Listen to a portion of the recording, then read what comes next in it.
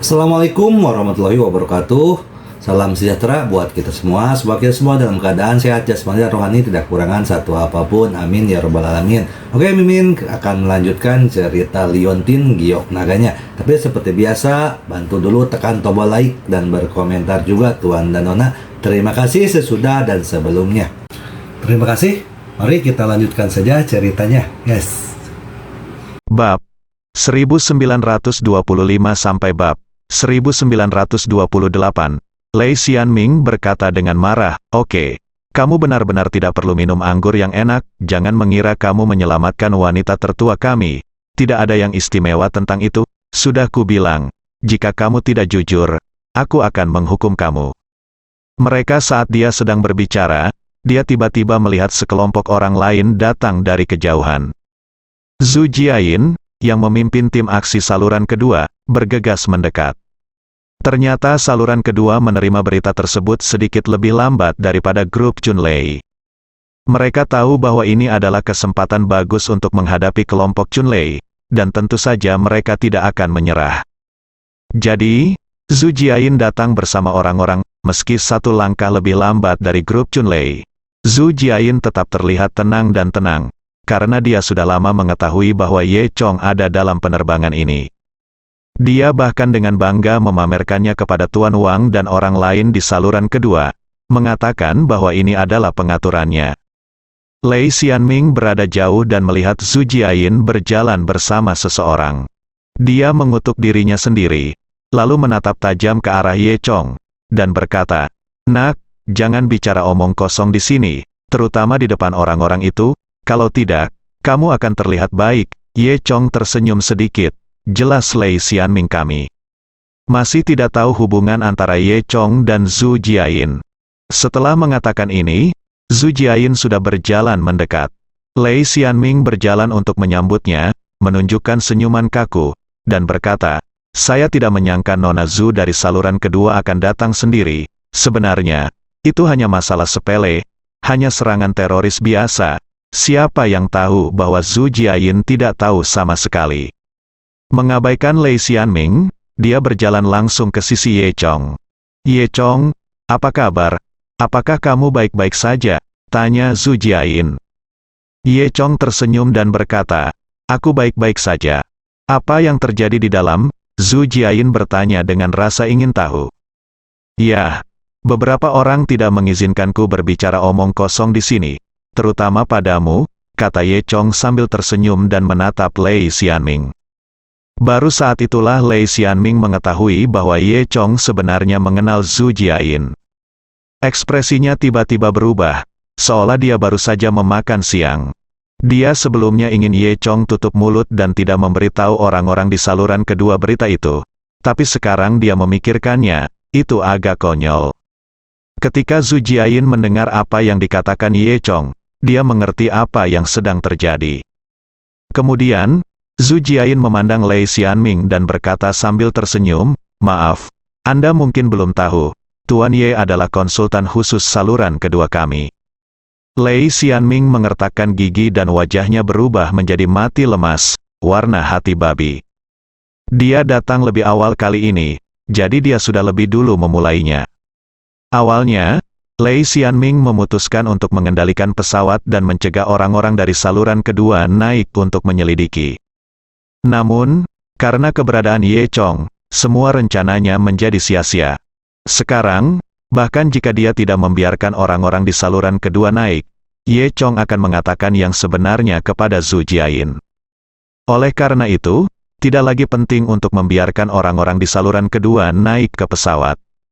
Memikirkan hal ini, Lei Xianlei melirik ke arah Ye Chong dengan tajam, dan kemudian berkata kepada Zhu Jiayin, "Karena Nona Zhu ada di sini, ayo naik pesawat untuk menyelidiki bersama." Zhu Jiayin memandang Ye Chong dan bertanya, "Ye Chong, apakah kamu mau ikut dengan kami?" Ye Chong menggelengkan kepalanya, tidak menunjukkan minat sama sekali. "Tidak, aku akan menunggumu di bawah. Jika ada sesuatu yang tidak jelas di pesawat, aku akan memberitahu kamu nanti." Saat dia berkata, Ye Chong melirik Lei Xianming dengan penuh arti. Sebenarnya maksud Ye Chong sangat jelas, yaitu, "Saya tahu segalanya, dan Anda Lei Xianming tidak perlu berpikir untuk menyembunyikan fakta. Lei Xianming menyipitkan matanya dan menjadi marah, tapi tidak ada yang bisa dia lakukan. Setelah itu, Lei Xianming dan Zhu Jiayin naik pesawat bersama. Ye Chong, sebaliknya, berdiri di samping dan menyaksikan pemandangan di sekitar pesawat. Pada saat yang sama, di sisi lain, Xia Yuhe awalnya berencana untuk meninggalkan tempat ini selangkah lebih maju. Dia tidak ingin melihat pesawat ini lagi, dan dia takut akan ada bayangan di atas pesawat itu di masa depan. Namun, sebelum Xia Yuhe keluar dari bandara, dia dihentikan oleh seorang pria muda. Yuhe, aku dengar kamu mengalami kecelakaan di pesawat. Apakah kamu terluka? Aku sangat mengkhawatirkanmu. Kamu tidak tahu. Setelah aku mendengar bahwa pesawat itu mengalami kecelakaan, aku segera bergegas. Aku milikku ayah datang lebih awal. Pemuda yang berbicara itu bernama Lei Yang, dan dia adalah putra Lei Xianming. Lei Yang sudah lama mengejar Xia Yuhe. Xia Yuhe tidak menyukai Lei Yang, tapi Lei Yang telah menguntit Xia Yuhe. Lei Yang mengajukan rentetan pertanyaan, yang membuat Xia Yuhe sangat tidak senang. Xia Yuhe terlihat sedikit tidak sabar saat melihat Lei Yang. Tepat ketika Xia Yuhe sedang memikirkan cara menyingkirkan Lei Yang ini, dia tiba-tiba melihat Ye Chong berdiri tidak jauh dari situ. Xia Yuhe memutar matanya dan berjalan lurus menuju Ye Chong. Lei Yang juga segera mengikuti. Yuhe, apa yang kamu lakukan? Xia Yuhe datang ke sisi Ye Chong, meraih tangan Ye Chong, lalu langsung memegang lengan Ye Chong dengan kedua tangannya. Lei Yang, sudah lama ku bilang padamu bahwa aku punya pacar, tapi kamu tidak percaya. Kali ini, aku telah membawa pacarku kembali. Apa kamu masih tidak percaya? Kata Xia Yuhe. Ye Chong sedang memikirkan kehidupan ketika dia tidak mengharapkan tubuh harum datang kepadanya. Ye Chong juga bersedia bekerja sama, membiarkan Xia Yuhe menemaninya sambil tersenyum. Lei Yang memandang Ye Chong dengan terkejut di wajahnya. Yuhe, kamu bilang pria ini adalah pacarmu. Tentu saja, Xia. Yuhe mengangguk. Sebaiknya aku memberitahumu bahwa kita ada di pesawat. Kapan saya dalam bahaya, pacar saya yang mempertaruhkan nyawanya untuk menyelamatkan saya, dan saya bisa hidup kembali. Hubungan kami sangat baik. Ye Chong sudah sering mengalami hal semacam ini, dan dia selalu dijadikan tameng oleh orang lain. Siapa yang membuatku begitu baik? Ye Chong berpikir dengan tercengang. Lei Yang menyipitkan matanya, menatap Ye Chong dengan tajam, dan berkata, Nak, apakah kamu layak untuk Yuhe kami? Sungguh angan-angan, aku ingin tahu jenis obat ekstasi apa yang diminum Yuhe hingga benar-benar jatuh cinta padamu. Ye Chong benar-benar terlalu malas untuk cemburu hari ini. Dia sedikit lelah karena halusinasinya sebelumnya. Jika kamu tahu apa yang terjadi, segera berhenti. Melihat Ye Chong tidak menjawab, Lei Yang berkata lebih berani. Ye Chong mengangkat bahu dan berkata kepada Xia Yuhe, kamu bisa menangani urusanmu sendiri. Aku tidak ingin khawatir tentang hal itu. Setelah mengatakan itu, Ye Chong berbalik dan ingin pergi. Lei Yang bahkan berpikir bahwa Ye Chong takut padanya, dan berkata dengan bangga, Yuhe, kamu melihat pria yang begitu pengecut. Mengapa kamu mengikutinya? Sebaiknya ikuti aku. Xia Yuhe mendengus. Dia tahu betul bahwa Lei Yang hanya bisa berbicara di atas kertas dan tidak memiliki kemampuan. Jika dia bersama Lei Yang di pesawat, dia akan mati berkali-kali. Xia Yuhe terus berkata kepada Lei Yang, biar ku beritahu, kita akan segera menikah, jadi tolong jangan ganggu aku lagi di masa depan. Aku sudah punya suami segera, suamiku adalah Ye Chong. Ye Chong tercengang. Dia tidak menyangka Xia Yuhe akan mengatakan ini. Ketika Xia Yuhe mengatakan ini, Lei Yang tercengang, apakah kamu bercanda? Kamu akan menikah? Mengapa saya tidak tahu? Mengapa saya harus melaporkan urusan saya kepada Anda? Xia Yuhe berkata dengan kasar. Lei Yang tercekik oleh Xia Yuhe, tapi dia tidak berani marah pada Xia Yuhe. Jadi dia harus mengarahkan semua amarahnya pada Ye Chong. Ketika dia melihat Ye Chong, dia menjadi marah dan mengutuk, anak baik. Aku tidak senang denganmu, pergilah ke neraka. Saat dia mengatakan ini, Lei yang tidak bisa menahan diri untuk tidak memukul Ye Chong. Ye Chong tidak menyangka bahwa Lei yang ini benar-benar mendominasi dan akan mengambil tindakan terhadapnya bahkan jika dia tidak setuju. Namun, dengan keahlian Lei Yang, bagaimana dia bisa menjadi lawan Ye Chong? Sebelum tinju Lei yang mengenai Ye Chong, hanya terdengar suara pop dan Ye Chong langsung menamparkan Lei Yang. Tubuh Lei yang terbang sejauh 4 atau 5 meter, lalu jatuh ke tanah dengan bunyi celepuk, berguling 2 kali lagi, tertutup debu, dan 2 gigi di mulutnya juga copot. Dia benar-benar pingsan karena tamparan Ye Chong.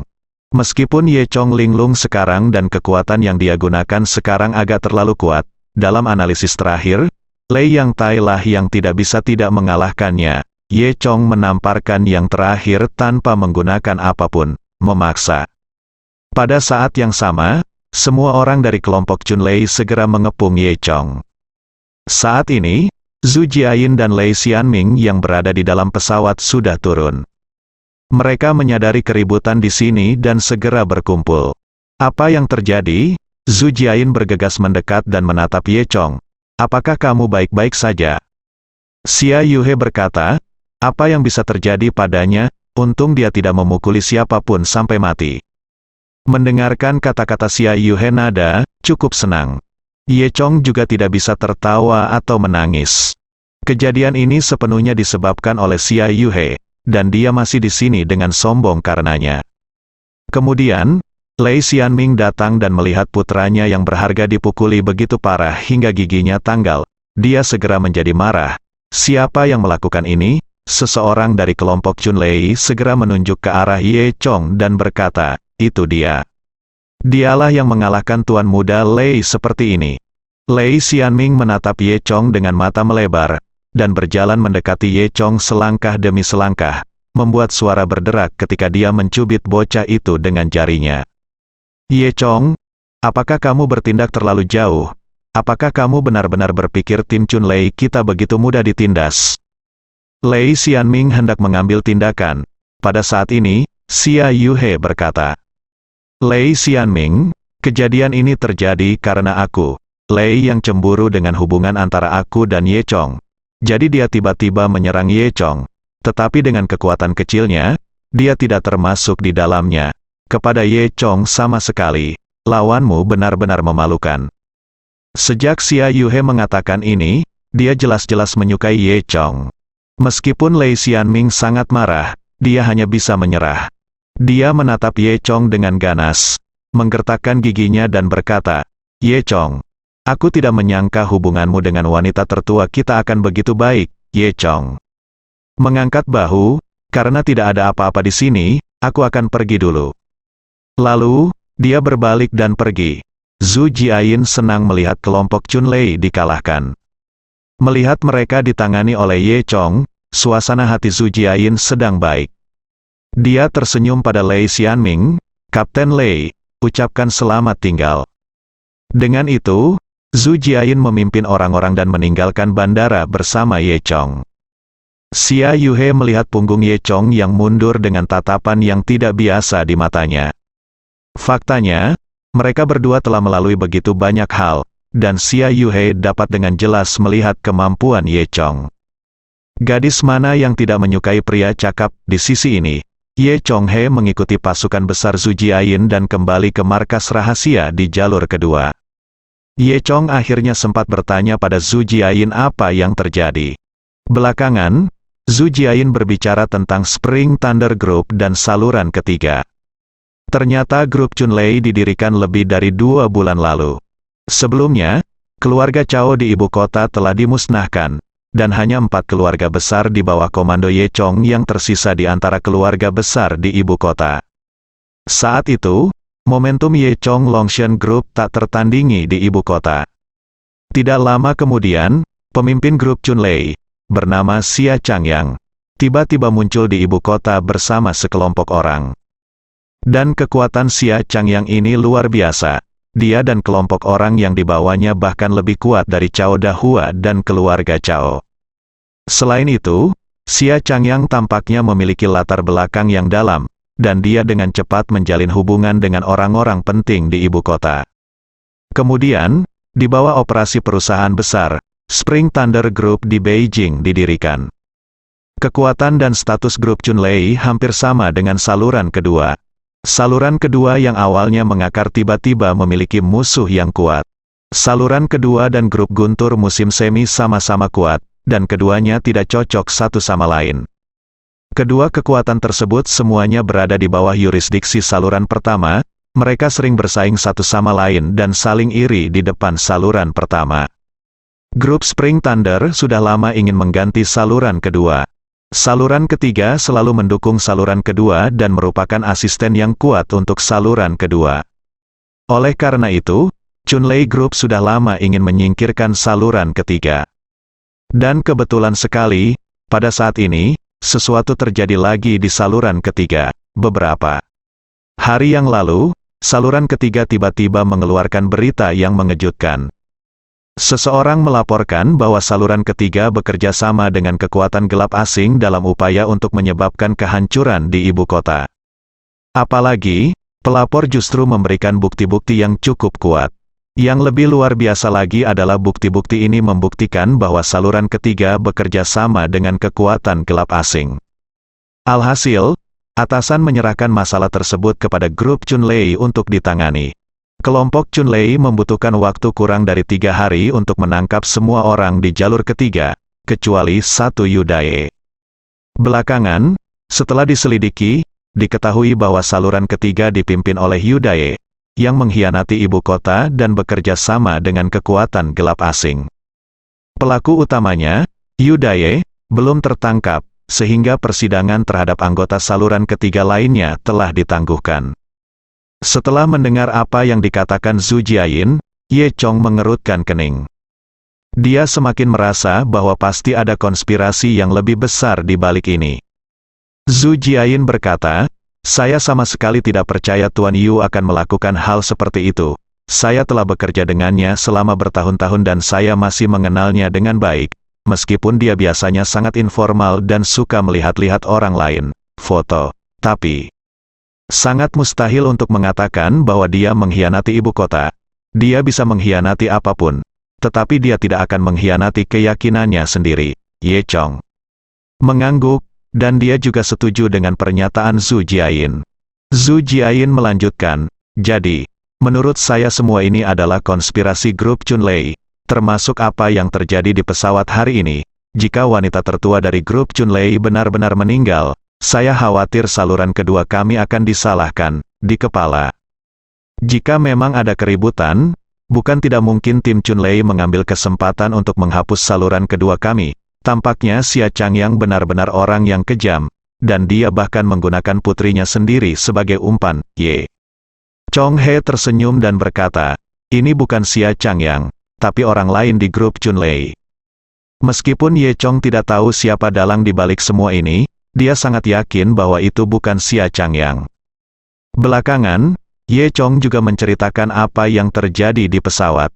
Setelah mendengar ini, Zhu Jiayin berpikir sejenak dan berkata, "Awalnya saya pikir semuanya diatur oleh Xia Changyang. Sekarang tampaknya ada masalah dalam kelompok Chunlei. Saya berani mengatakan, termasuk yang dari kelompok ketiga, saluran, orang ini pasti yang melakukannya." Ye Chong mengangguk. "Itu sangat mungkin. Ngomong-ngomong, apakah ada berita tentang Yu Dae sekarang?" Zhu Jiayin menggelengkan kepalanya dan berkata, "Tidak, saya tidak tahu di mana dia pergi. Kami juga mencarinya."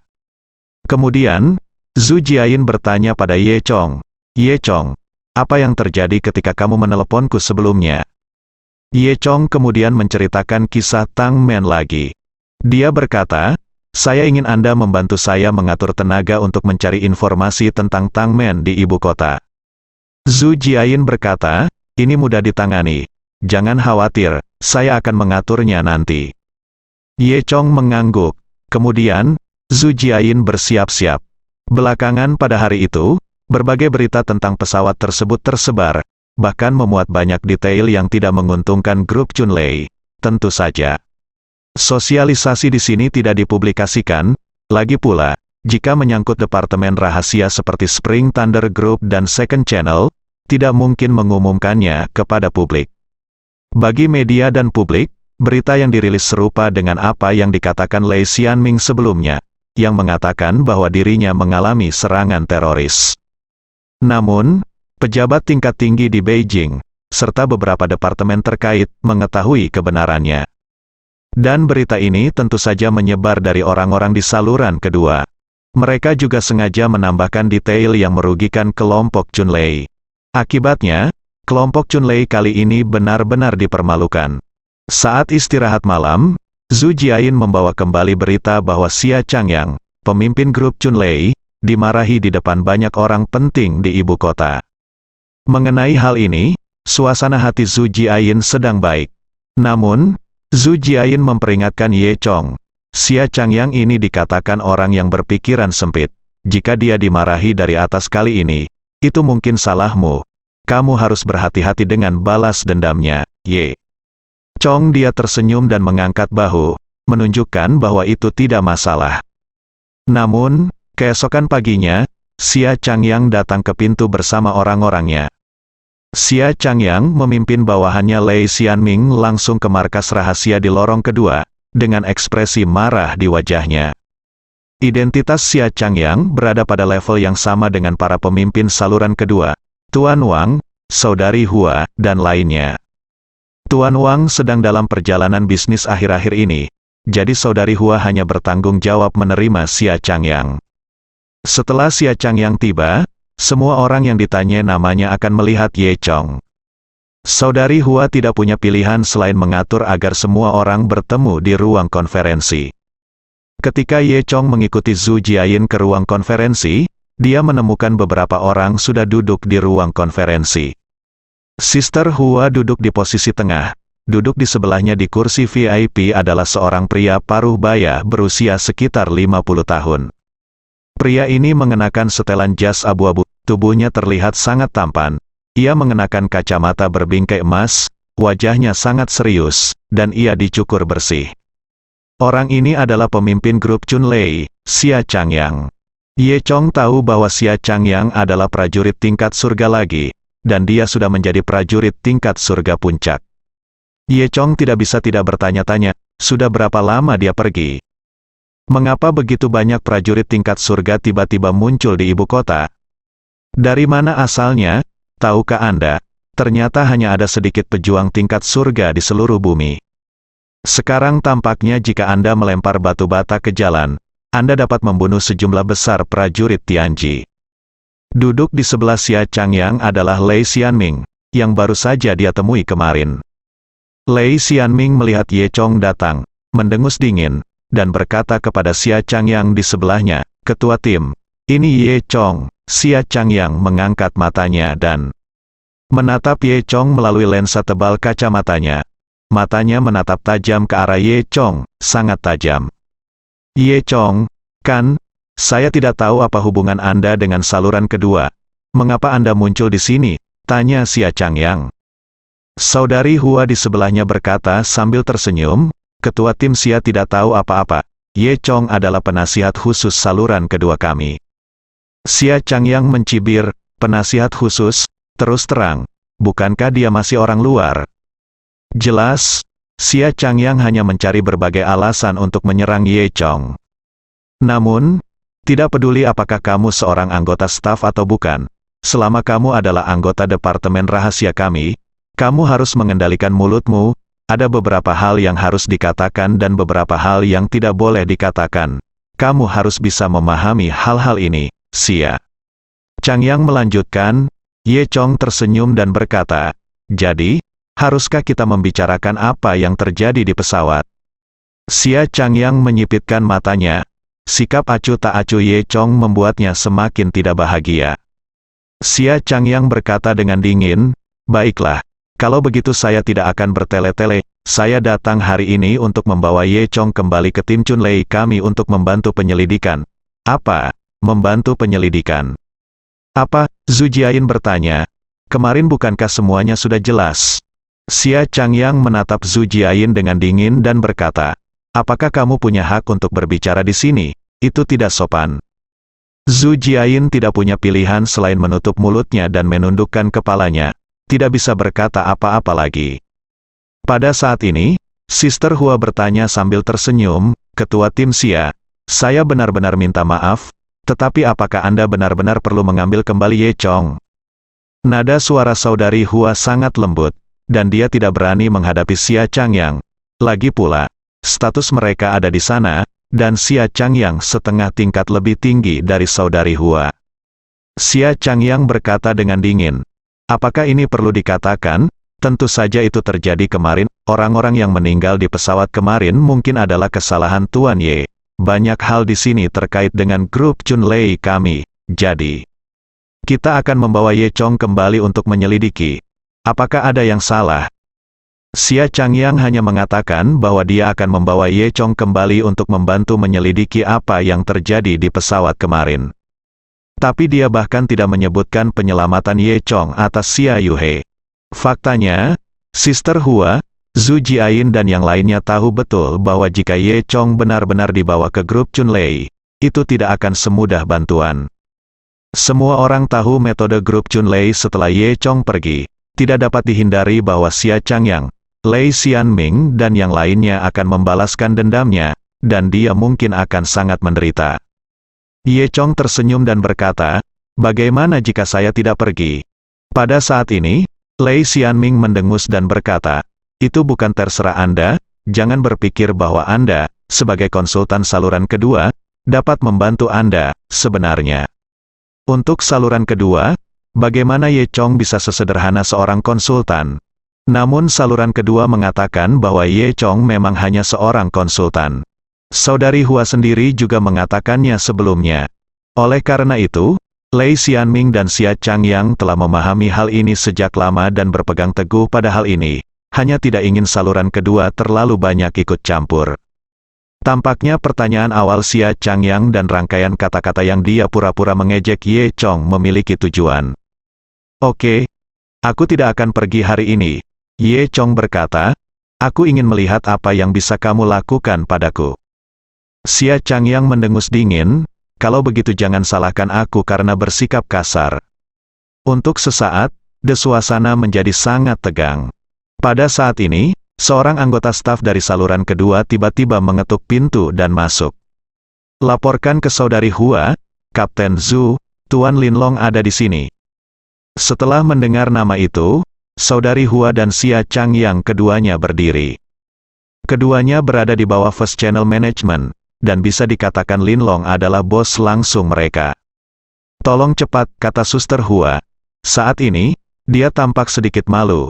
Jelas dia tidak menyangka Linlong akan muncul saat ini. Dalam 2 menit, staf di saluran kedua sudah membawa Linlong masuk. Halo, Tuan Linlong, Xia Changyang dan saudari Hua berkata hampir berbarengan. Lalu mereka berdua melangkah maju untuk menyambutnya, karena takut menjadi sedikit lalai. Adapun orang-orang setingkat Lei Xianming, mereka hanya bisa berdiri di belakang dengan patuh. Linlong mengangguk ke arah mereka berdua. Xia Changyang tampak sedikit malu saat melihat Linlong lagi. Karena saat Xia Changyang dimarahi atasan kemarin, Linlong juga hadir. Atasan memarahinya hingga berdarah-darah hingga Linlong mendengarnya. Tuan Linlong, saya benar-benar tidak menyangka Anda akan muncul di sini. Pada saat ini, Xia Changyang segera mengubah sikapnya, dan dia tidak lagi sombong seperti sebelumnya. Linlong hanya mengangguk, lalu langsung melewati Xia Changyang dan mendatangi Ye Chong. Kemudian, Linlong mengulurkan tangannya, berjabat tangan dengan Ye Chong, dan berkata, Tuan Ye, terima kasih atas kerja keras Anda. Saya juga mendengar tentang apa yang terjadi kemarin. Berkat Anda, hal itu tidak menimbulkan bencana yang lebih besar, Linlong. Xia Changyang merasa malu sekaligus terkejut dengan tindakannya. Dia tidak menyangka Linlong berjabat tangan dengan Ye Chong. Apalagi kedua orang itu sepertinya sudah saling kenal sejak lama. Xia Changyang tercengang dan tidak percaya dengan apa yang dilihatnya di depannya. Dia naik dan bertanya langsung, Tuan Linlong, apakah Anda kenal Ye Chong? Linlong melirik Xia Changyang dan merasa bahwa pertanyaan yang diajukan oleh Ye Chong itu aneh. Tentu saja, Tuan Ye Chong adalah penasihat khusus saluran pertama kami, kata Linlong. Mendengar ini, Xia Changyang merasa kedinginan. Ye Chong sebenarnya ada hubungannya dengan First Passage. Apa, bukankah Ye Chong konsultan saluran kedua? Pada saat ini, Sister Hua berkata sambil tersenyum, Tuan Ye Chong bisa menjadi konsultan saluran kedua dan konsultan saluran pertama pada saat yang sama, waktu. Xia Changyang menelan ludah. Sepertinya dia telah menyinggung orang yang salah kali ini. Saudari Hua melanjutkan, jika ketua tim Xia membawa Tuan Ye kembali untuk memahami situasinya, mungkin Tuan Ye juga bisa menjadi konsultan untuk tim Guntur musim semi Anda. Setelah mendengar ejekan saudari Hua, wajah Xia Changyang membiru. Sesaat putihnya, wajah Xia Changyang sangat jelek, dan dia baru saja ditampar wajahnya. Jika Ye Chong hanya orang di saluran kedua, itu tidak masalah. Tapi yang tidak saya duga adalah Ye Chong adalah orang di saluran pertama. Beraninya dia, Xia Changyang, menyinggung perasaannya.